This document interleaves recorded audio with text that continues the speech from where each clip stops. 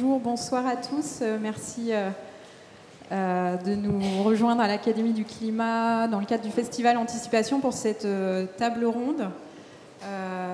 Table ronde autour du design et avec un beau panel de participants qui a répondu présent et que je vais vous présenter dès à présent. Donc on a Julien Gorias, qui est designer et fondateur de Carbone 14, Frédéric Pin, designer manager, directrice de recherche et directrice de l'ENSI Les Ateliers, David Amar, consultant et fondateur de Nous sommes le futur, et enfin à ma droite, Minta et Roman Chemchak, excuse-moi, designer et cofondateur d'Atelier Craft.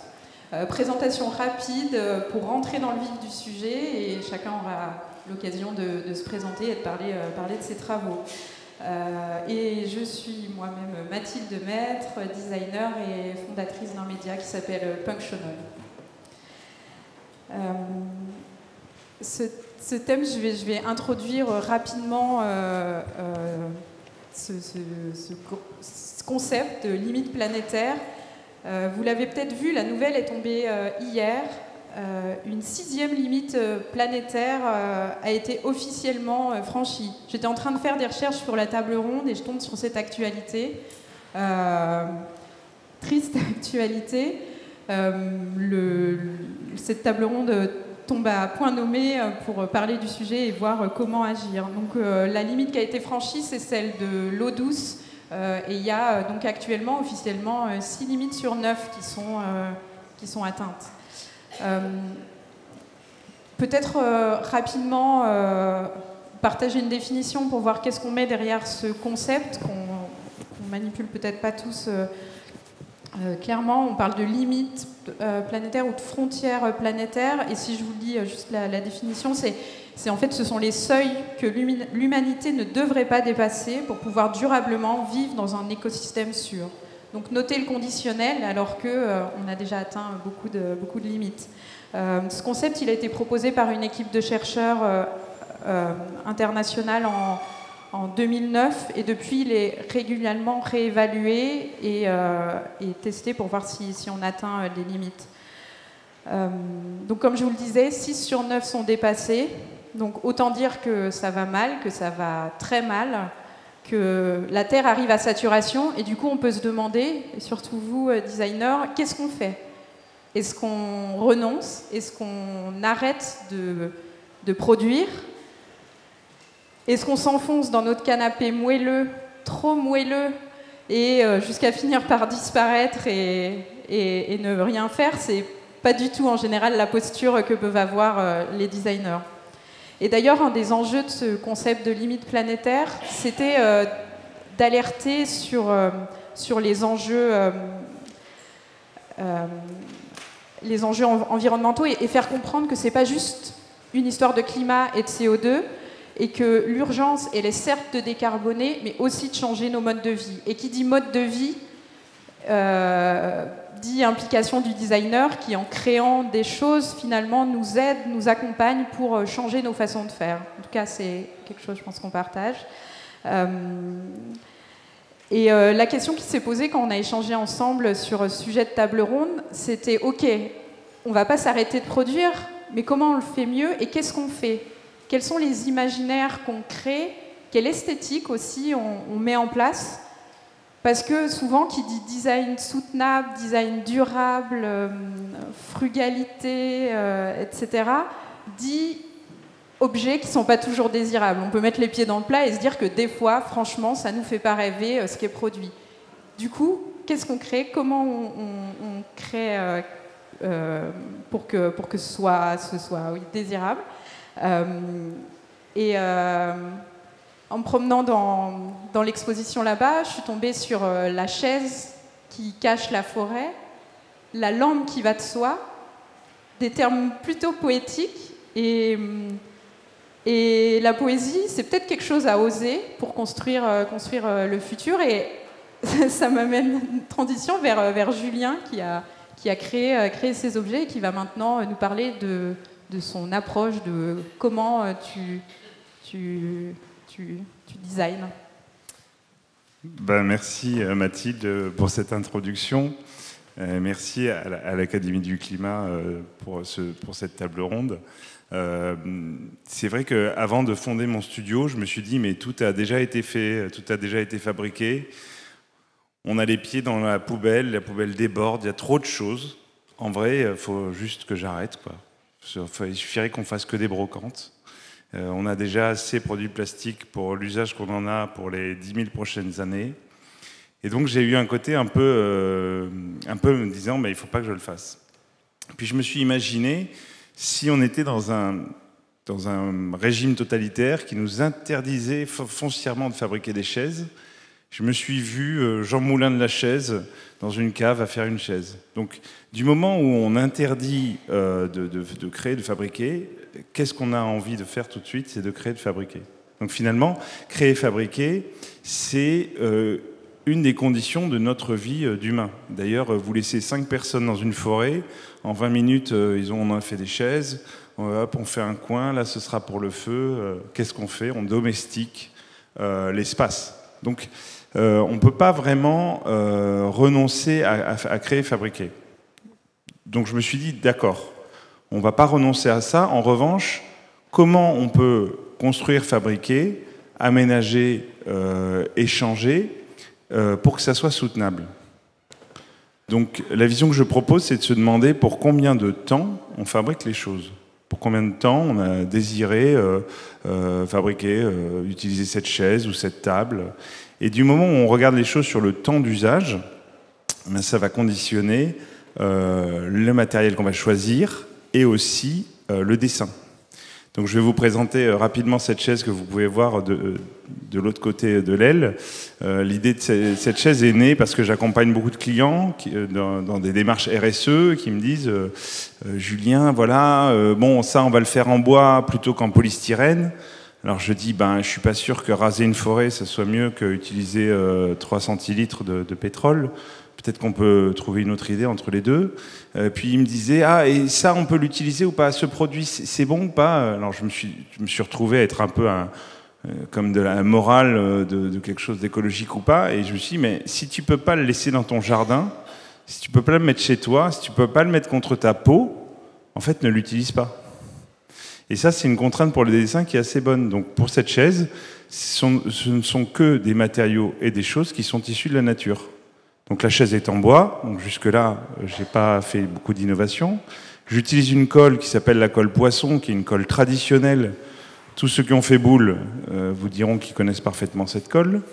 Ensuite, le bois est cintré à la vapeur, qui est une technique aussi traditionnelle. Et enfin, la teinture du bois, c'est l'oxyde de fer qui fait révéler les tanins du bois. Ça s'appelle l'ébonisation. Et ensuite, je vais charger de la cire végétale de charbon de bois pour venir insister sur la couleur noire du bois. Et j'essaye, par un dessin que je tente contemporain et désirable, de montrer qu'on peut faire une table uniquement avec des objets de la nature. Et donc, dans cette démarche, de se dire que le jour où vous l'aimez plus, même si cette chaise elle est faite pour durer le plus longtemps possible, le jour où vous l'aimez plus, si vous la laissez au fond d'une forêt, à part la pollution visuelle, vous n'allez pas mettre de polymère, de bout de métal, rien dans la nature. Donc, dans cette image-là, j'ai mis quelques graines dans les pieds.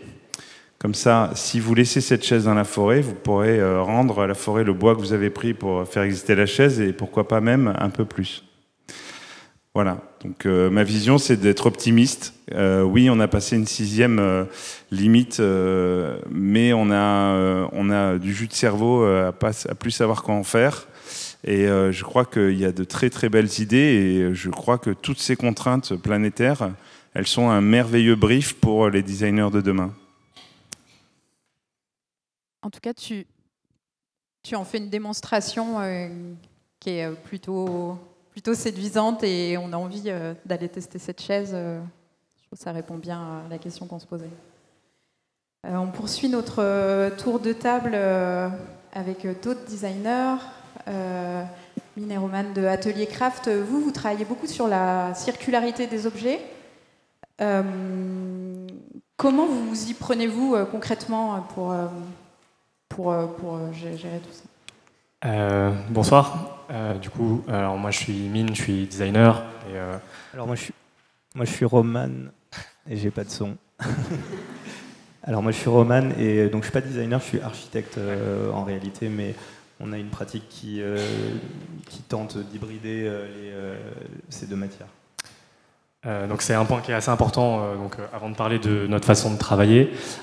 Déjà c'est une petite introduction de notre studio. Donc avec Roman on a fondé Craft en 2015 et donc dans cette idée de confronter en fait deux domaines qui sont le design et l'architecture. Deux domaines que certains peut-être connaissent, mais qui sont des domaines aujourd'hui qui ont, en tout cas dans notre époque, qui ont été assez teintés d'industrie. Donc on était voués à devenir en tout cas pour moi, designers industriels, travailler au cœur de l'industrie sans jamais forcément voir les produits ou les process de fabrication. Donc la fondation de notre studio, ça a été de se poser cette question de est-ce qu'on pouvait confronter déjà à la fois deux domaines avec des échelles différentes qui sont le design et l'architecture, et après comment on y répondait de façon pragmatique sur cette question de l'industrie et de revenir avec quelque chose de plus tangible. Donc du coup, en photo, vous pouvez voir notre studio. On a réhabilité un ancien garage à Aubervilliers. Donc la première image, vous pouvez voir, c'est notre atelier et au premier étage, en fait, on a notre studio et nos bureaux. Donc on a une équipe aujourd'hui de 5 designers architectes. Le propos de cet espace, c'est de constamment confronter la pensée et la main. Aujourd'hui, dans notre industrie, on a vraiment séparé la question du designer et la question du producteur. Et on a poussé un absolu où la chaîne de production, elle est hyper longue. Donc notre idée a été de voir si on pouvait réduire cette chaîne pour être à la fois précis, tangible dans nos dessins, tangible dans notre production et suivre au maximum aussi les attentes à la fois créatives et les attentes de nos clients. On a constamment des allers-retours en fait entre le dessin et des étapes de prototypage ou de test. Donc dès qu'on a une question ou un principe constructif à tester, on envoie directement les designers le tester en vrai en bas. Si on a des questions sur certains matériaux, voilà, on teste tout directement. Et après, vous pouvez voir du coup en bas sur les images du bas, voilà, on fait vraiment attention aussi à notre façon de dessiner, de construire nos espaces, et du coup avec une vraie pensée aussi sur la réutilisation et sur ce pouvoir de réutilisation des matériaux et de nos objets. Donc on a pas mal de matériaux qu'on conserve à l'année dans ces chutiers. Et après, la dernière image qui va être en connexion après avec ce qu'on va vous présenter, c'est des recherches qu'on établit du coup de plus en plus. Donc ça, c'est des tests en aluminium, de fonte d'aluminium qu'on teste depuis 1 an, avec des chutes d'aluminium qu'on a de nos anciens projets. Peut-être pour rajouter une chose, parce que la raison pour laquelle on vous montre notre espace de travail, c'est parce que on estime qu'avant même de se poser la question de comment produire, enfin quels objets on va produire ou pas produire, en fait, il fallait se poser la question de comment on réinventait notre métier et comment on n'était pas que designer, mais comment on avait besoin d'être aussi des faiseurs pour bien comprendre comment travailler cette matière qui a un impact carbone énorme, comment est-ce qu'on peut la récupérer. On avait besoin de créer cet espace afin de pouvoir créer des choses à l'intérieur. Parce qu'effectivement, la question, elle est en fait comment les designers d'aujourd'hui peuvent réinventer, peuvent se réadapter à cette nouvelle société, ce qui est très difficile parce que dans ce métier de designer, il y a cette envie aussi, ces rêves de dessin et ces rêves d'absolu, et une contrainte très dure qui est la société d'aujourd'hui et cette demande. Du coup, nous, on considère qu'il ne faut pas brider la conception et pas brider la création, mais qu'il faut plutôt s'en servir, voilà, comme une vraie force pour créer. Et donc du coup, on va vous présenter après un peu ce qu'on fait et comment on le fait. Donc là, on vous a mis trois échantillons qui représentent bien le panel large des typologies de projets sur lesquels on intervient. Donc à gauche, on a une typologie de projet qui est plus de l'ordre du design d'espace assez éphémère. Donc c'était un projet pour la marque Salomon pour présenter une nouvelle collection dans le cadre de la Paris Fashion Week. C'est un projet qui durait 1 mois.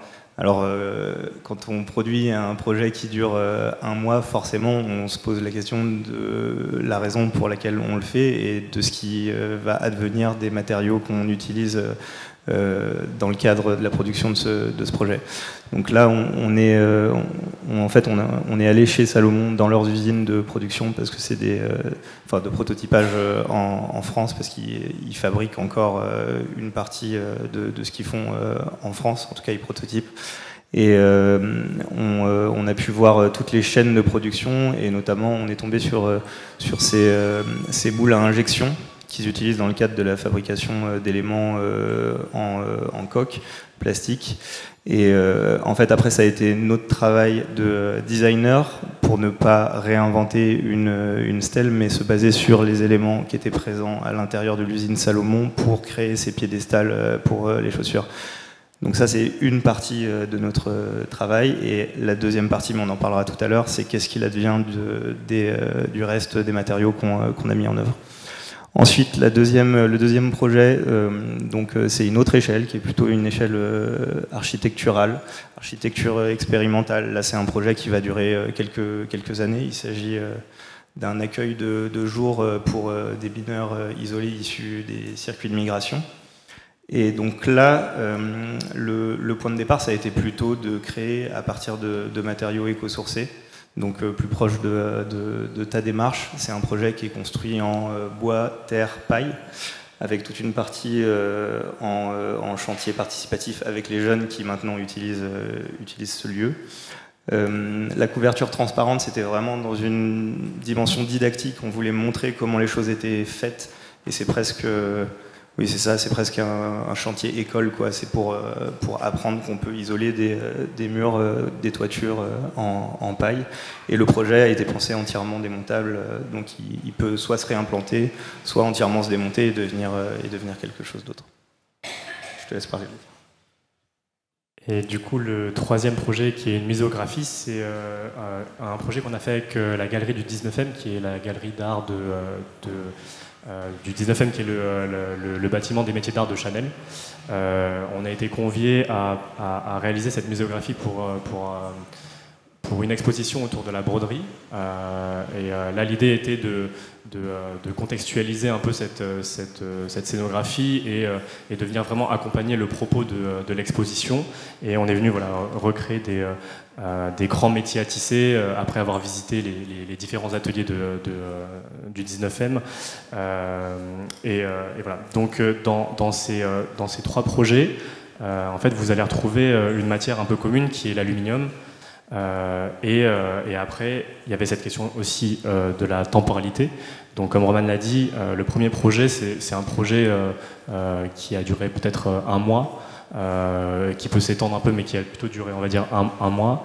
Le deuxième projet reste encore quelques années, et la misographie, c'était, on va dire, 6 mois.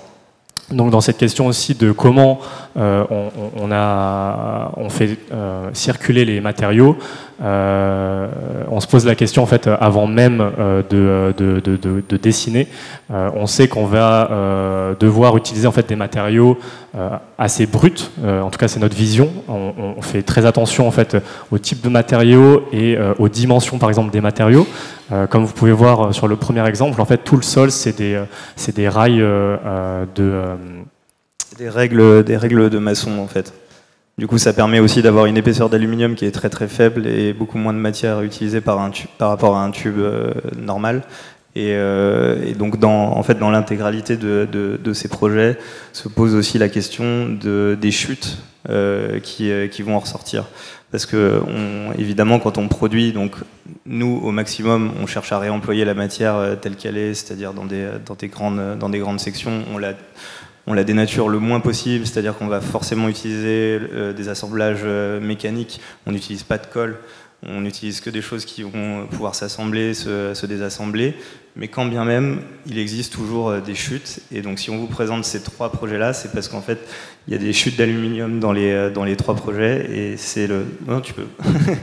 Et du coup, ça a été la base de notre réflexion pour l'expérimentation qui est présentée dans le cadre du festival Anticipation. Okay. Vous vouliez dire 2 mots peut-être sur le projet. Juste vous dire 2 mots sur le projet et après de toute façon il est au fond, donc on vous invitera à échanger après si vous voulez. Donc la résultante un peu de notre travail et de la circularité, ça a été ce projet, et ça tombait assez bien qu'on a été invité. On a eu cette volonté de créer aussi une œuvre in situ avec des piliers qui sont la prise en compte du lieu, de l'histoire, de l'artisanat, et de venir rendre hommage à une période, donc je vais être assez rapide, mais qui est une période industrielle liée à Napoléon III et un mouvement d'architecture qui est le Second Empire, et de venir confronter cette époque industrielle à notre époque et de voir quels étaient qu'est-ce qui pouvait être intéressant. Donc pour finir, dans ce projet, en fait, l'idée pour nous en tant que designers, c'est de conserver l'histoire et de aussi venir vraiment s'inspirer de ce qui a existé et de le questionner. Je pense qu'on n'est pas obligé de faire table rase ou d'être défaitiste. Je pense qu'il y a beaucoup de choses en fait qui peuvent être conservées, renouvelées, et donc là, toute cette table, toutes les pièces en fond d'alu donc sont issues de nos chutes de projets qu'on stocke depuis au moins 3 ans à l'atelier. On ne savait pas trop quoi en faire, mais on savait qu'on pourrait en faire quelque chose. On a acheté une petite fonte qui est disponible sur Internet. On s'est approprié l'artisanat et on a expérimenté sur ce projet. Et la structure de toute la table, c'est un projet qu'on a fait avec l'agence Together qui nous invite aujourd'hui pour un projet Adidas il y a 2 ans et demi. Donc dans cette idée aussi, dans notre pratique, on conserve beaucoup d'éléments à des fins de création, mais qui peuvent arriver plus tard. Donc dans notre pratique, on se dit qu'il faut faire attention en tout cas aux matériaux qu'on utilise, au savoir-faire, et toujours faire cette balance avec ce qui a été fait et ce qu'on fera demain. Top, merci pour le partage. Passons à toi, David. Toi, tu travailles avec des jeunes créateurs ou des entreprises, et du coup, j'aurais voulu que tu nous partages la démarche que tu mets en place pour les accompagner dans la transition sur ces sujets-là. Merci. Bonjour à tous. Pour accélérer la transition et accompagner la transition dans ces organisations, je me suis rendu compte qu'il fallait d'abord accepter une première chose, c'est que le changement est très lent. Et donc, bon, pour l'accélération, ça paraît contradictoire, mais en fait, le changement est très lent. Il prend beaucoup de temps, il prend beaucoup d'énergie, il demande beaucoup d'attention. Si vous avez déjà essayé de changer quelque chose dans votre vie, de perdre du poids, de faire du sport, d'apprendre à jouer du piano, de devenir dessinateur, vous savez que ça va demander énormément de pratique, énormément de discipline. Mais on a un grand avantage, c'est que le temps passe très vite. Et le temps passe vraiment très vite, et que si on veut accompagner ces gens dans leur transition, en fait, il faut commencer maintenant. Et c'est, je pense, le vrai défi pour moi, c'est que les gens s'y mettent, c'est que les gens commencent et qu'ils passent à l'action. Moi, j'ai eu la chance de grandir avec un père philosophe qui me disait tout coule, tout change, tout se transforme tout le temps. Donc j'ai grandi avec des phrases comme ça à la maison, alors ça m'a accompagné dans mon travail évidemment. Et c'est parce que le changement est très lent mais que le temps passe très vite qu'on a cette illusion de l'accélération dans la transition. Et donc voilà, en fait, si vous voulez le faire, si ça vous intéresse dans votre travail, dans votre vie, il faut commencer sans attendre, parce que bientôt, ça sera 10 ans qui se seront écoulés. Moi, ça fait 13 ans que je fais ça. J'ai eu mes premiers clients au tout début, je leur disais, il faut faire des trucs. J'ai des gens, je leur ai parlé pendant 8 ans, 10 ans, avant qu'il se passe un truc. Et quand on a commencé à bosser ensemble, ils m'ont regardé dépité en disant, mais en fait, c'était il y a 10 ans qu'il fallait commencer. Bon. Après, quand on revient vraiment au business et aux organisations avec lesquelles je travaille, comme la plupart des organisations sont pyramidales, l'idéal, c'est vraiment que ça vienne d'en haut. En fait, il y a assez peu d'organisations qui sont horizontales ou qui sont ce qu'on appelle des entreprises libérées, libérantes ou responsables, mais dans la plupart des entreprises, il faut que ça vienne d'en haut. C'est le seul moyen pour que la culture de l'entreprise évolue et que la valeur soit partagée. J'ai pu me rendre compte dans mon travail qu'en fait, il n'y a quasiment rien qui est possible dans une organisation qui pourra aller au-delà du niveau de conscience, de la façon de penser de la personne qui dirige cette organisation. Et donc c'est primordial de faire évoluer la façon de penser des gens qui vont la diriger. C'est eux qui vont donner le là, en fait. C'est les chefs d'orchestre. Si eux le font pas, si eux le vivent pas et l'incarnent pas, il n'y a rien qui peut s'installer de manière pérenne dans une organisation. Une chose qui me semble aussi très importante, et c'est pour ça que je parlais de passage à l'action, et c'est un truc qui semble très bête à dire comme ça, mais en fait, l'information ne transforme pas, la connaissance ne transforme pas, être bien informé ne transforme pas. Il n'y a que la transformation qui transforme. Ça paraît tellement... Enfin, moi, des fois, je le dis, je me dis, mais en fait, c'est idiot de dire ça, mais en fait, c'est vrai. Et c'est que ce passage à l'action qui va faire que les choses se mettent en place. Évidemment, alors moi, j'ai grandi dans une famille où la spiritualité avait énormément d'importance. On m'a enseigné la méditation quand j'étais enfant. Donc, j'ai 43 ans, ça va faire 33 ans que je médite cette année. Je me suis rendu compte que pour diriger l'action, c'est important de pouvoir diriger la pensée. Pour diriger la pensée, il ne faut pas en être esclave.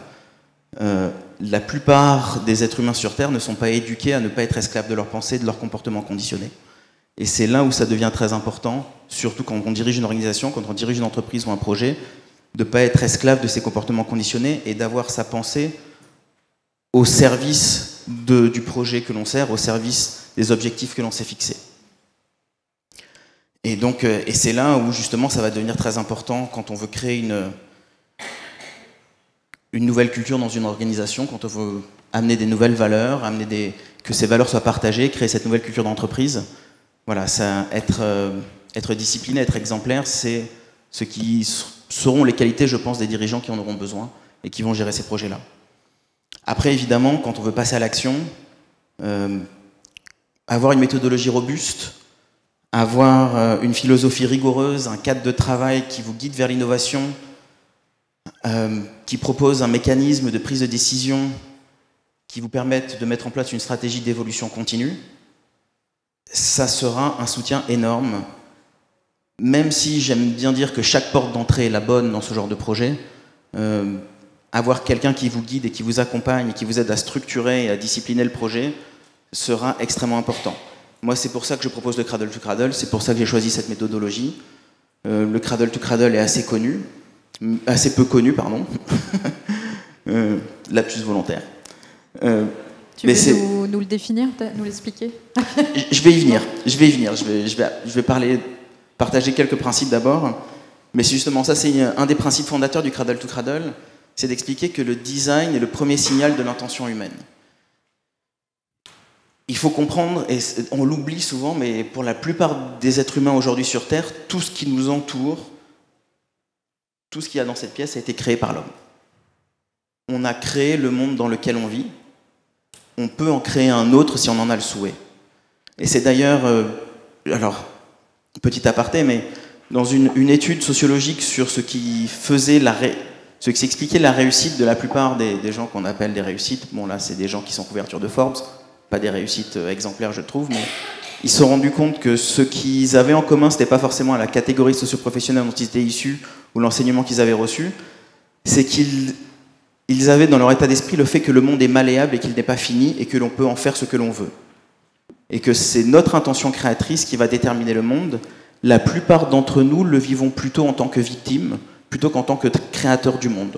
On subit le monde. Et il y a un acteur que j'aime pas particulièrement, mais qui s'appelle Timothée Chalamet, qui a dit il n'y a pas très longtemps en interview, du moment où j'ai compris que la vie n'était pas quelque chose qui m'arrivait, mais quelque chose qui venait de moi, ça a tout changé dans ma carrière. Et en fait, c'est vraiment ça. Cette vie, elle vient de nous, on crée le monde dans lequel on vit. Et donc le Cradle to Cradle, il propose de repenser la manière dont on fait les choses, la manière dont on les conçoit, la manière dont on les dessine. Voilà, parce qu'on va s'entourer de toutes ces choses-là dans notre vie. Et c'est là où, avec le Cradle to Cradle, on a deux objectifs, et donc qui peuvent sembler contradictoires avec les limites planétaires, mais c'est de concevoir l'abondance et de concevoir la régénération. Alors, quand je parle d'abondance, pour moi, il me semble important de le préciser. C'est pas qu'on vive tous comme des milliardaires, plutôt le contraire, mais d'expliquer que l'abondance pour tous, c'est plutôt la sobriété de chacun. Et j'aime bien raconter cette histoire des singes, peut-être que vous la connaissez, mais si aujourd'hui, il y avait des scientifiques qui étudiaient les comportements d'un clan de singes, je ne sais pas quel est le nom qu'on donne aux familles de singes, et qui leur mettaient à disposition leur aliment favori, s'il y avait un seul de ces animaux qui décidait de s'accaparer la totalité des aliments qui sont mis à leur disposition et de n'en laisser aucun pour les autres, on dirait qu'il n'est pas apte à la vie en société. Aujourd'hui, quand un être humain fait ça, on le met en couverture de Forbes. Et tant qu'on mettra cette culture de l'égoïsme en avant, ça sera évidemment extrêmement difficile pour nous de faire ce changement-là. Je pense que culturellement, on a plutôt ce challenge-là devant nous.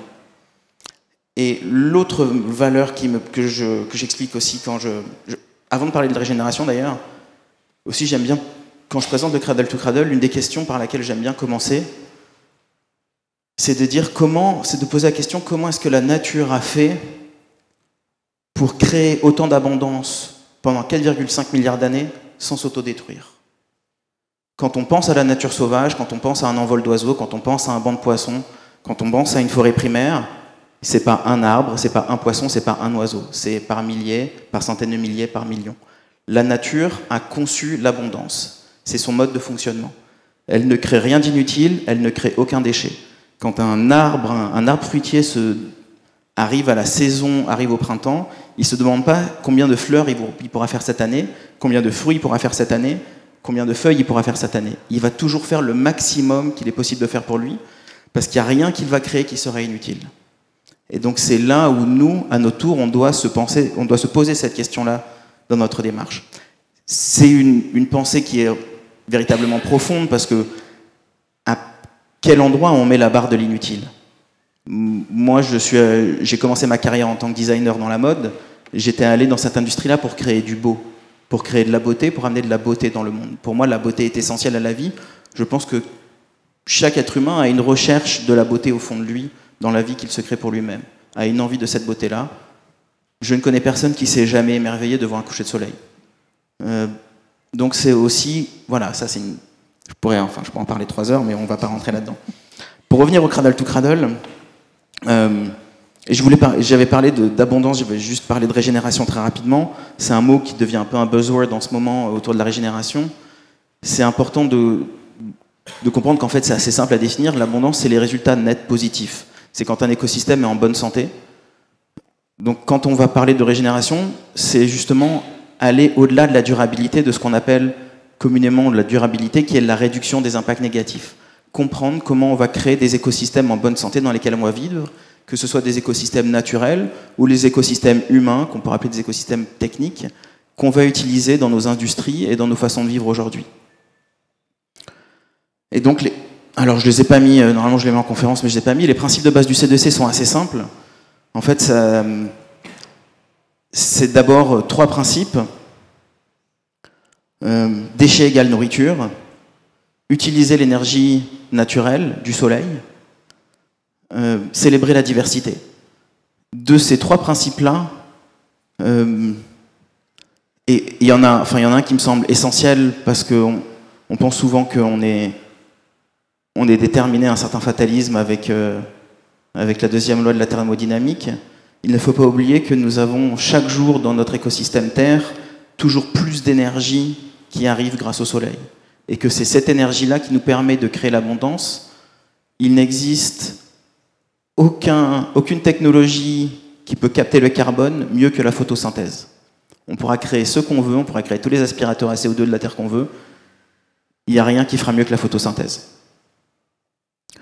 Mais donc ces 3 principes-là ont amené 5 principes de création dans la méthodologie.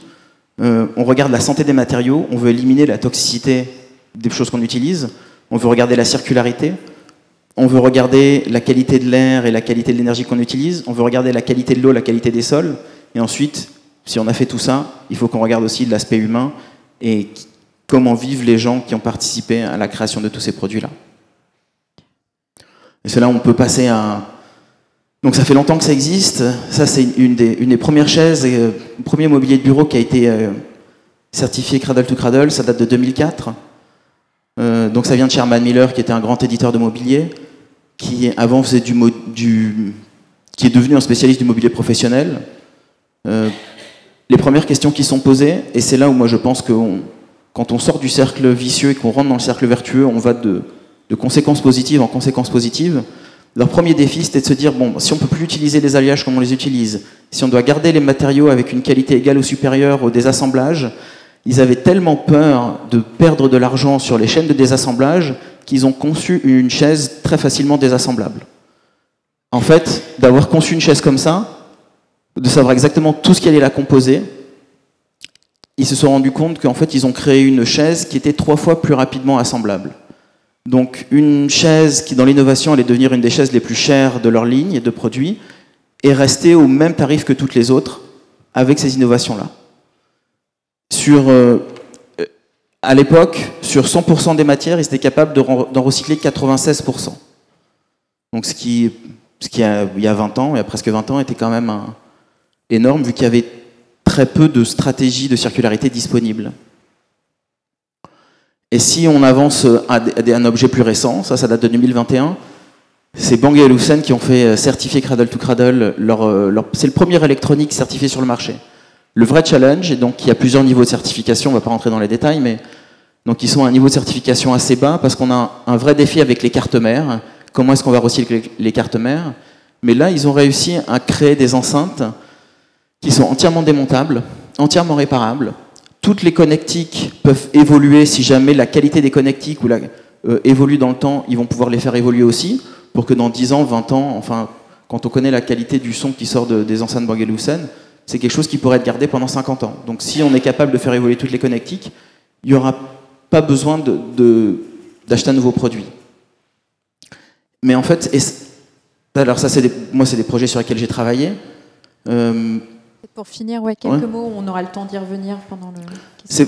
Voilà, ça va dans tous les objets du quotidien, que ce soit de la crème solaire ou du parfum, on peut tout repenser, savoir tout ce qui est composé dans ces produits, voir que c'est possible de faire des parfums qui ne sont pas scellés, mais qui sont des bouteilles vissées et rechargeables, qui peuvent être belles, qui peuvent être non toxiques. C'est le gros travail qu'on fait, par exemple, pour Lancaster, ça a été extrêmement important de voir la qualité des plastiques utilisés, la qualité des encres qui sont fixées sur les plastiques. Mais voilà, c'est vraiment on veut aller voir les choses en profondeur pour essayer de créer les produits qui ont l'impact positif le plus grand possible. Top. Merci, voilà. Merci beaucoup. David, pour le partage de cette approche du Cradle to Cradle. Avec plaisir. Plus clair. On termine notre tour de table avec toi, Frédéric. Donc tu travailles à transmettre, à éduquer, éveiller sur ces sujets. Comment intègres-tu cette complexité dans les programmes et les projets que tu mets en place, notamment à l'ENSI, les ateliers en ce moment? Alors déjà, je voudrais dire, les photos de votre atelier, c'est pas comme ça, hein. C'est trop propre, c'est trop clean, là.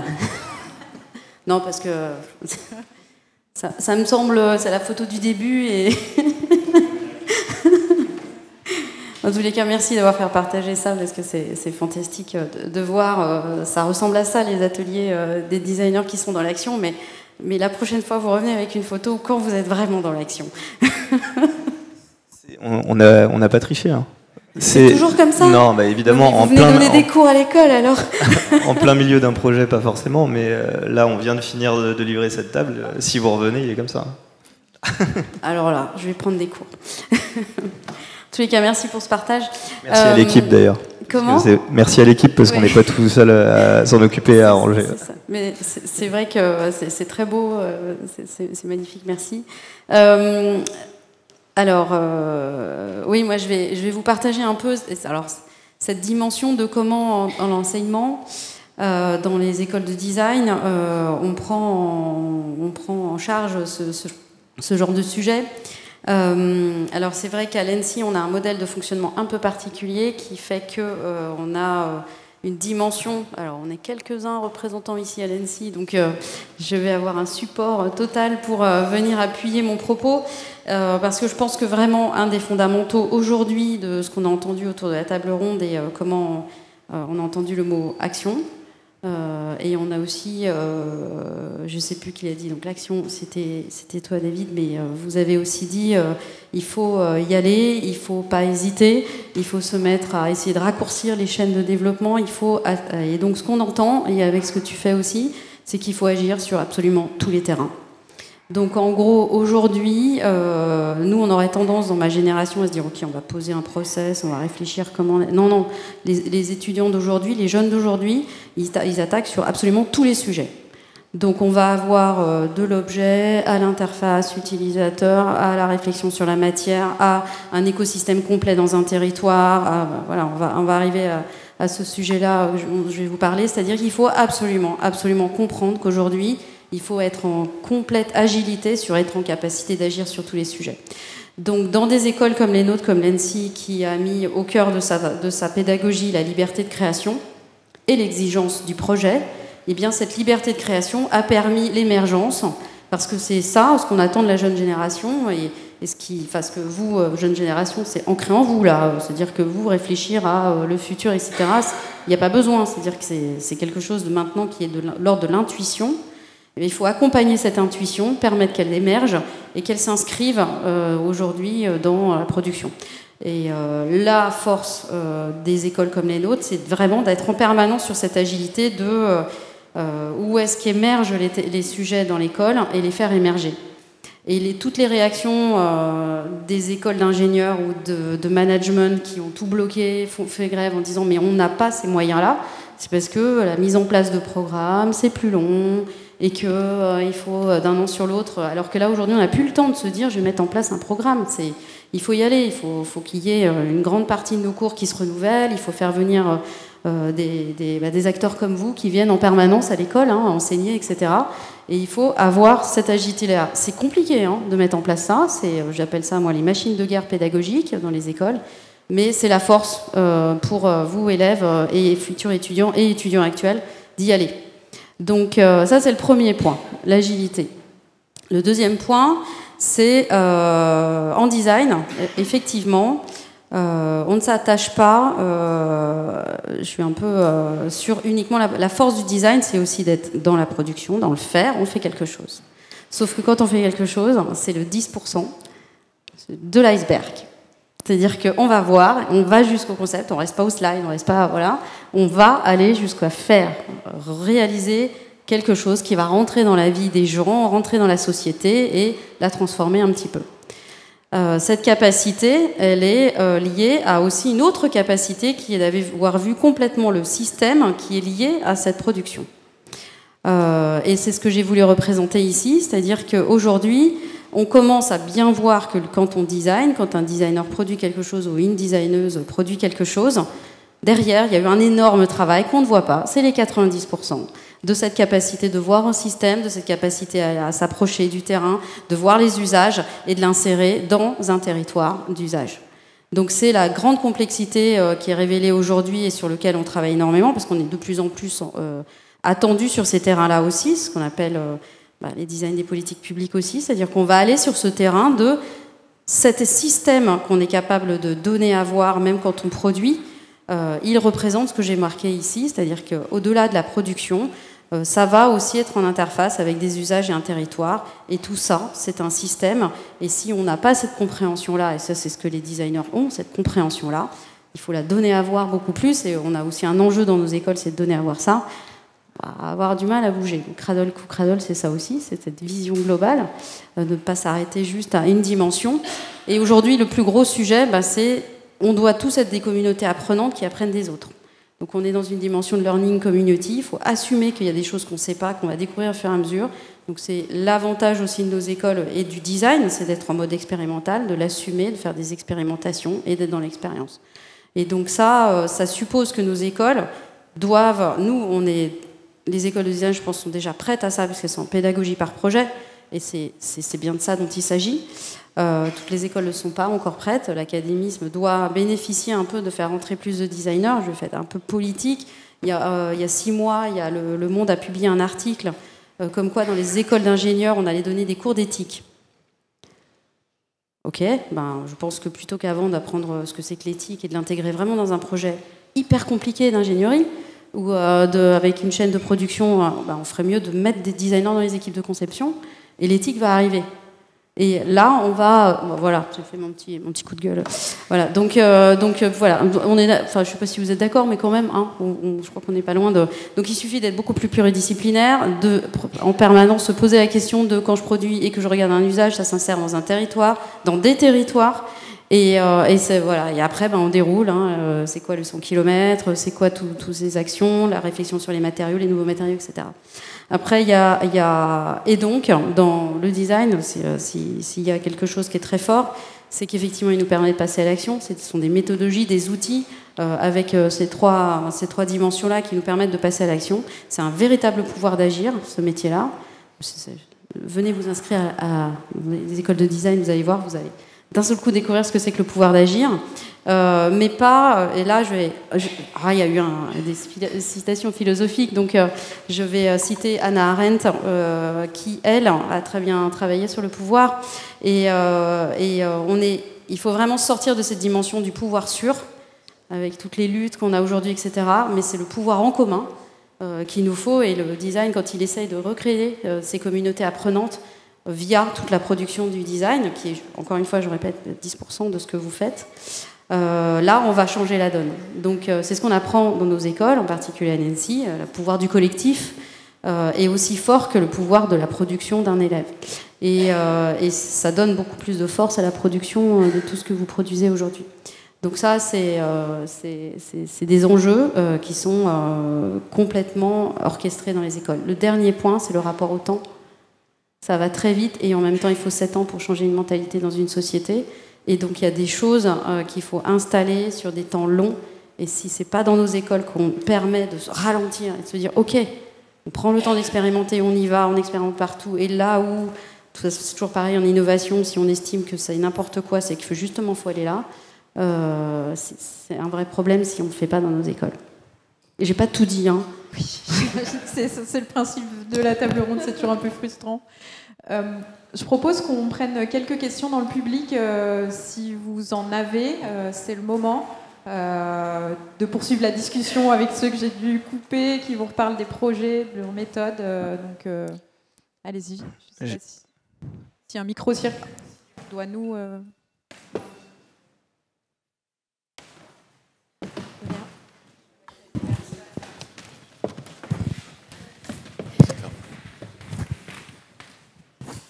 Merci. Merci pour toutes ces présentations qui sont très intéressantes.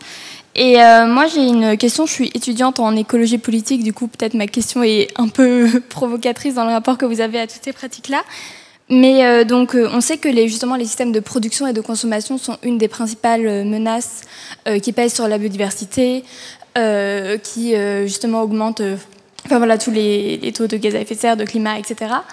Et je trouve vos démarches vraiment super intéressantes, justement, dans ces notions de circuit court qui s'appliquent tant dans le design, mais aussi dans les systèmes alimentaires, dans plein de pratiques circuit court ou quels matériaux on utilise. Mais j'ai pas encore, peut-être dans vos présentations, vous n'avez peut-être pas eu le temps d'y toucher, mais pour moi, cette question implique aussi à la sobriété, en fait, et à la notion de besoin individuel, de quoi on a besoin aujourd'hui dans ce monde. Et j'ai l'impression que même parfois des processus de circuit court ou de repenser ces matériaux, en tout cas, là, j'ai pas découvert cette facette de quel rapport aux besoins. Finalement, on est toujours dans une logique de production, de consommation. Et voilà, je voulais savoir si cette notion-là, un peu de besoin et qui se relie à la sobriété, infuse un peu vos pratiques. Alors, je me permets de répondre parce que je vais dévoiler un peu les coulisses de cette table ronde. Mais au début, on cherchait le titre. Et j'ai dit à Romain, ah oui, il faudrait qu'on l'appelle « Nos canapés sont trop mous ». Parce que un des combats du studio, c'est de s'attaquer à la mousse polyuréthane. Et de toutes les mousses en général, qui sont une catastrophe. Pourtant, ça fait 20 000 ans que l'humanité est assise confortablement, ou dort confortablement, qu'on cherche le confort. Donc, en fait, il y a un amalgame entre le progrès et la croissance, ou la production. En revanche, peut-être que, en retrouvant du confort issu de la nature, je pense à la laine, je pense, il y a plein de filières passionnantes, c'est un autre sujet. On n'aura plus la même sensation du canapé qu'on a avant. Et donc, il faudra peut-être, en effet, renoncer à certaines choses. La sobriété, quand on compare avec l'alcool, c'est arrêter de boire. Moi, je pense que il faut pas complètement arrêter de boire. Enfin, on va difficilement passer de on boit tous les soirs à on arrête de boire. En revanche, on n'est pas obligé d'être tout le temps en open bar. On n'est pas tout le temps obligé d'être saoul. Et donc, ça veut dire quoi, effectivement? C'est que si j'ai envie d'acheter une table basse, une table basse à 5 €, voilà, il faut que tout le monde le sache. Si vous achetez une table basse à 5 €, il y a forcément soit la planète, soit une personne sur Terre qui a été flouée pour la produire. Voilà. Et donc, en la possédant, on participe à ça. Donc, renoncer à ça, c'est aussi compliqué parce que si je vous dis qu'il faut payer une table basse 450 €, vous allez me dire ah oui, mais t'es gentil, moi j'ai pas l'argent, etc. Donc c'est pour moi effectivement, enfin je relis les wagons là-dessus. Je pense qu'on est à peu près, enfin je me suis permis comme ça de bondir, mais peut-être que les autres pourront dire. Donc oui, il faut aller vers la sobriété. Faut arrêter l'open bar, faut arrêter cette folie en fait de produire à outrance.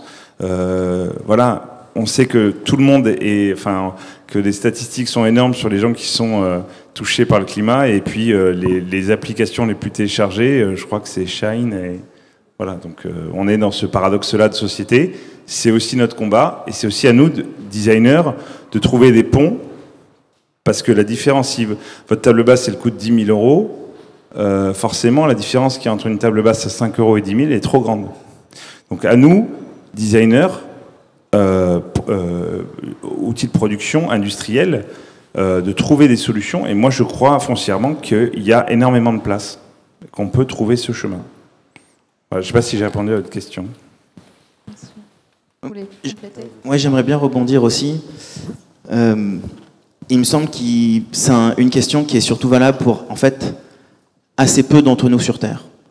Quand on parle de sobriété, en fait, ça concerne une partie de la population qui se gave par rapport à une énorme partie de la population qui a rien. Quand moi j'entends parler des gens de décroissance, en fait, ce qui me choque, c'est plutôt qu'on manque de nuances et de clarté sur ce qu'on veut voir décroître et ce qu'on veut voir grandir. Quand on parle vraiment de décroissance, en fait, il y a une petite partie de la population sur Terre qui va vraiment devoir changer ses habitudes pour qu'il y ait une très grande partie de la population sur Terre qui puisse voir ses habitudes grandir et croître. Et qu'aujourd'hui, c'est vraiment ce partage de la richesse qui, moi, est au cœur des enjeux. Ensuite, et c'est là où je rejoins beaucoup ce que tu as dit, Frédéric, tout à l'heure, c'est sur sortir d'une vision en silo de nos enjeux. Alors, je vais essayer de faire ça rapidement, mais la limite planétaire qui a été dépassée aujourd'hui, il me semble qu'on parlait de l'eau, je ne veux pas dire de bêtises, c'est sur les enjeux de l'eau. Le meilleur moyen de rétablir la circularité de l'eau sur Terre aujourd'hui, c'est de régénérer les grandes prairies de la surface terrestre. Il faut savoir que les grandes prairies et savanes, c'est 1/3 de la surface du globe. 70% de ces grandes prairies et savanes sont en désertification. Et l'enjeu là, c'est que, et c'est là où moi j'aime bien parler de biomimétisme naturel, il n'y a quasiment plus de monde sauvage dans ces grandes prairies et savanes. C'est à l'homme de gérer responsablement ce domaine-là. On ne pourra pas le faire sans les animaux. Et quand il y a des gens en fait qui viennent parler de dire il faut consommer moins de viande, j'ai envie de dire on peut le faire pour des raisons éthiques, on peut tout à fait être végétarien, vegan pour des raisons éthiques, on ne peut pas l'être pour des raisons écologiques, pour la simple raison que si la nature, après des milliards d'années d'évolution, a choisi de mettre les animaux et les plantes ensemble pour avoir des écosystèmes en bonne santé, les écosystèmes que nous allons devoir gérer, on doit faire la même chose. Et donc, quand on sort d'un point de vue en silo sur la compréhension de ces enjeux-là, on se rend compte qu'en fait, il y a beaucoup de choses où on va vraiment devoir se poser des questions très sérieuses et arrêter de penser chacun dans son coin et comprendre comment on fait pour se rassembler, se parler et voir que bah tiens, si j'ai un ami vegan qui veut sauver des animaux, très bien, qu'il les mette sur une ferme et qu'il les fasse régénérer des sols. Qu'il aille aider des gens à transformer des déserts en oasis parce qu'on sait le faire. Et donc c'est là où il est important, quand on va parler de mode de production, de vraiment partager la connaissance, de vraiment comprendre les enjeux et d'arrêter de penser en silo. On ne pourra pas lutter vraiment contre le changement climatique sans l'aide de la nature, sans l'aide des animaux, sans l'aide des plantes. Les animaux sont c'est la meilleure technologie qu'on a pour maximiser la photosynthèse. Il faut qu'on les aide. Le problème des animaux, c'est pas les animaux sauvages, c'est pas leur vie naturelle, c'est leur exploitation. C'est ça qui c'est ignoble. Exactement. Il y a des animaux en liberté dans les prairies, mais je les porte tout de suite, et oui, mais pas qu'on les exploite, pas qu'on les tue, qui vivent leur vie naturelle et leur culture naturelle, et que l'humain se débrouille autrement. C'est ça le problème. C'est parce que si nous allons avoir des éleveurs dans les prairies, comme il y a au Texas, etc., mais ça ne va rien changer. Alors, là où on ne sera pas d'accord, c'est que justement, sur énormément de grandes prairies aujourd'hui qui sont utilisées, les grandes prairies ont vraiment jouent un enjeu énorme. Sur toutes les grandes prairies aujourd'hui où il y a de l'élevage, ces élevages doivent changer. Ce qu'on doit changer aujourd'hui, c'est pas manger moins de viande, c'est passer de pratiques agricoles intensives à des pratiques agricoles régénératives. Et que ce soit pour manger des plantes ou manger des animaux, il faut comprendre que de toute façon, des animaux sont tués. Quand vous parlez avec des fermiers qui cultivent des rangées de soja, ils tuent des centaines d'animaux pour cultiver des rangées de soja. Il ne faut pas l'oublier non plus. Il ne faut pas croire que dans nos activités humaines, il n'y aura jamais de mort. C'est pas possible. L'enjeu pour moi primordial, c'est de voir si on peut réensauvager des endroits. Moi, je suis tout à fait pour réensauvager des endroits. Mais tous les endroits où les humains sont responsables de la gestion de ces lieux-là, ils vont devoir accompagner la nature. Et on n'est pas obligé de manger les animaux, mais on a besoin de leur aide.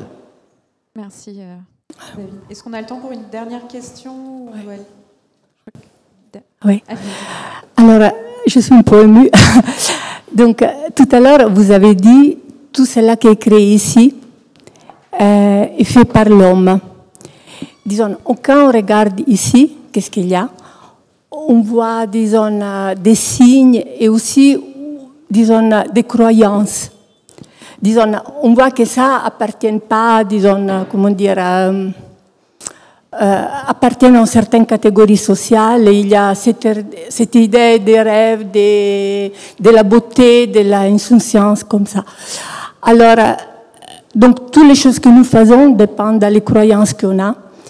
Et moi, peut-être c'est une obsession pour moi, mais disons, il y a une idée fixe. Moi, je pense qu'il y a deux façons de voir le monde. On peut imaginer que nous, on peut faire tout dans le monde et prendre cela qu'on veut, ou on imagine que les ressources sont limitées, donc il faut les partager. Alors, moi, je me demande à ça, pourquoi dans le design, il n'y a pas une révolution, non pas comme il y a eu avec la Bauhaus, c'est-à-dire que ce regard dans le monde qu'il y a d'abondance parce qu'il y a plein de choses, mais il faut faire avec. Et donc, les centres du monde, ce n'est pas nos rêves, mais c'est nos rêves avec les choses qu'on a, c'est-à-dire comment on peut transformer l'abondance qu'il y a dans le monde, parce qu'il y a énormément d'abondance et des choses qu'on jette. Et ça pourrait être une façon totalement différente de voir l'art, aussi les designs. Par exemple, moi j'aime bien cette scénographie, parce que ça, on voit qu'il est né dans l'idée qu'on utilise peu de choses de récupération, donc il y a un concept nouveau. Donc il y a vraiment un regard nouveau, disons. Bon, c'est ça. Je veux bien. Et, pardon, une dernière chose, aussi, si on part dans l'idée des limites de cela qu'on a, il y a une façon d'imaginer le monde qui est totalement différente, c'est-à-dire des transformations. Roman, je veux bien répondre. Merci beaucoup. C'est vrai que au début de la table ronde, on a parlé d'imaginaire désirable. Et à deux reprises, je crois que tu as dit que au début, tu voulais rentrer dans le luxe pour faire du beau. Et tu as dit dessin que je tente contemporain et désirable pour la chaise. Et du coup, ça me permet de réagir parce que nous, ce qu'on essaye de faire, ce qu'on dit à nos designers, ce qu'on essaye de mettre en place, c'est qu'il n'y a pas de beau et de désirable. Il n'y a que des processus, en fait. Et c'est pour ça qu'on est à la fois artisan et à la fois designer, et qu'on n'est pas seulement designer, et c'est pour ça qu'on essaye de mettre en place toute cette manière de faire les choses. C'est que quand quand on acquérit un savoir-faire, en fait, on est obligé de se poser la question des matériaux avec lesquels on travaille, de ce qui est disponible directement. Nous, il y a des trucs tout bêtes, mais la question du stockage, quoi, de la planification, de comment les matériaux vont venir circuler dans notre atelier. Ça va induire, ce matériau-là, il prend de la place depuis longtemps. Ça veut dire que pour le projet qui vient, je vais pas aller acheter de la matière nouvelle, je vais me servir dans ce qu'il y a, et puis on va trouver une solution, et on va changer les imaginaires désirables en créant à partir de ce qu'il y a là. Et en fait, la forme, ça vient, mais très très loin derrière toutes ces considérations-là, quoi. Je rebondirai. Ouais. Désolée. C'est juste pour ce désirable, parce que, excusez-moi, juste une très, très rapide question, parce que... Après, en je fait, vais vous donner une solution juste pour poursuivre le débat. Mais ok, d'accord. Vous avez commencé. Parce que votre système d'atelier est très vertueux, ça on l'a compris. Mais, pardon, votre système d'atelier est très vertueux, mais il est au service de clients. Il vise à rendre désirables des projets de clients. Est-ce que et donc à pousser quand même un acte de consommation. Votre client, à un moment, s'il vient vous voir, c'est quand même pour rendre son produit plus désirable. Et comment vous gérez justement, vous évitez d'être en silo en disant nous on fait les choses bien, mais en poussant à une consommation d'un produit qui est-ce qu'il est vertueux ou pas, est-ce que vous n'avez plus le contrôle? Après, là-dessus, nous, notre point de vue, c'est qu'on veut éduquer tout le monde, tout le temps, à tous les niveaux, quoi. Et donc, nos clients, il faut pas les imaginer comme des diables qui veulent... Ah non, c'est pas du tout mon propos. Dans le sens où, en fait, on travaille avec des gens qui sont des humains aussi, et qui ont envie de faire évoluer les choses dans leur propre boîte. Et quand on travaille avec Lévis, en fait, en face de nous, on a quelqu'un qui va ensuite pousser pour que les choses changent à l'intérieur de sa boîte, quoi. Ok, merci beaucoup. C'est passionnant, on doit malheureusement s'arrêter là. Je pense qu'il y a encore plein de choses à raconter. Ce que je vous propose, c'est de descendre dans la cour en bas, de prendre un verre ensemble et de poursuivre les débats. On installe ici... la prochaine expérience, qui est celle d'une performeuse, Gilda, que vous pouvez remonter d'ici 20-30 minutes pour voir sa performance. On enchaîne ensuite avec un concert, donc vous êtes tous les bienvenus. Et le festival Anticipation continue tout le week-end, et les designers, vous voyez là, exposent certains de leurs travaux, donc vous pouvez venir encore les questionner. Voilà. Merci à tous. Merci beaucoup.